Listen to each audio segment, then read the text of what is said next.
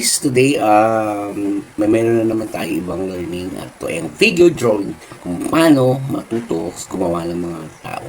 Kasi minsan ang karaniwan, ang problem natin sa school, lagi natin sinasabi na hindi ko kaya mag-drawing kasi most of my drawing ay stick figure lang. But remember, nag-start lamang po ako sa stick figure. And then dahil gusto kong matuto, dahil gusto kong magkaroon ng kakaibang itsura yung stick figure ko, I'll try. Kaya nakagawa ko. Nag-research ako sa mga comics, nag-research ako sa mga book cover, and then syempre of course nakatulong din nung college na nagkaroon ng experience for anatomy, learning or drawing about the human figure, muscles, veins, skeletal, and so on and so on. So, hindi ko man kayo turuan ng ganong kadami, but yung basic lang siguro ay it will help na matutunan nyo ang mga bagay-bagay na very simple yet mamiging kapakinabangan, especially ngayong malapit na ang pasukan. Lalo na sa mga bata, college, high school, para hindi na kayo magpapagawa o magpapadrawing sa iba or kasi you can do it on your own. So, tara, start tayo. So, kita ba tayo dyan? Yan. Kita.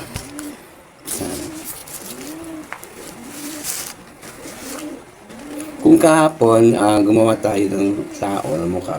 Ngayon, gawa tayo ng separate tao at mukha. So, hatiin natin yung paper natin sa dalawa. Hatiin kasi dalawa. Lagay lang tayo ng oval. So, oval. Kahit hindi masyadong oval, basta parang gawa tayo ng oblong, dalawa. And yung isa, hindi masyadong oval. May pagka rectangular shape. So, difference. So, ang difference ay yung sa isa, sa line sa A and B na model natin for figure drawing. Yung isa po ay babae po. So, pag basic lang, nag-start ka pa lang po mag-drawing, kailangan po natin ng guide. Lagyan natin ng line. 1, 2, 3, 4, and 5. So, ang importance nito ay may linya po tayo na sunod-sunod. And then, dito sa first line, doon natin nakalagay ang mata. Susundan niyo po ba?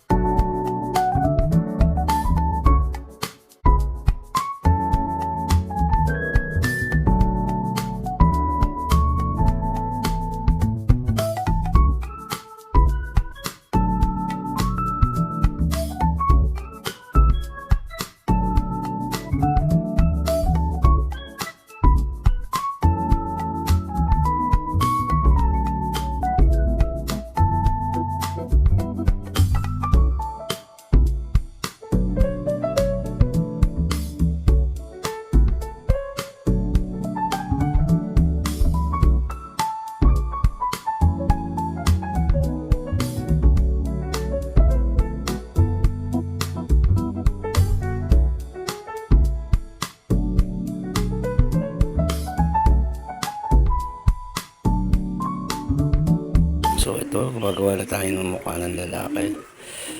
So eyebrows, ititik lang natin yung eyebrows niya para na sumakong masculine. Ang nose ay medyo singkit.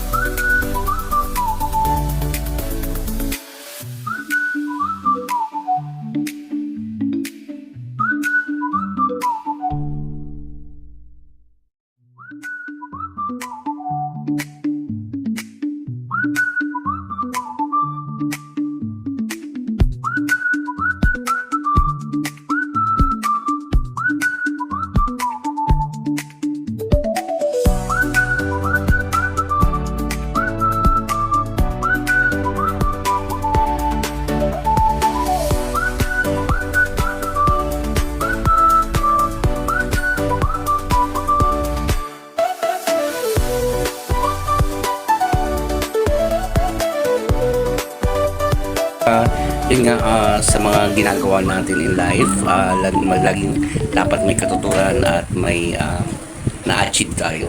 So kanina tinuro ko sa inyo ang simple way kung paano gumawa ng face ng tao, ng babae at lalaki. At dito po ay nakagawa tayo. Alam ko na some of you ay medyo hindi pa ganun kadali pa for you, pero ano lang, aral lang ng mabuti, follow the steps hanggang sa makagawa kayo. So it doesn't matter kung makagawa kayo ng hindi, na sobrang hindi perfect, but then at least you try, di ba? At least sinubukan nyo, at yan na yung start ng learning na sinasabi ko, na pag nag-practice more, ma-achieve nyo rin po ang mga bagay na gusto nyo ma-achieve. Thank you and God bless everyone.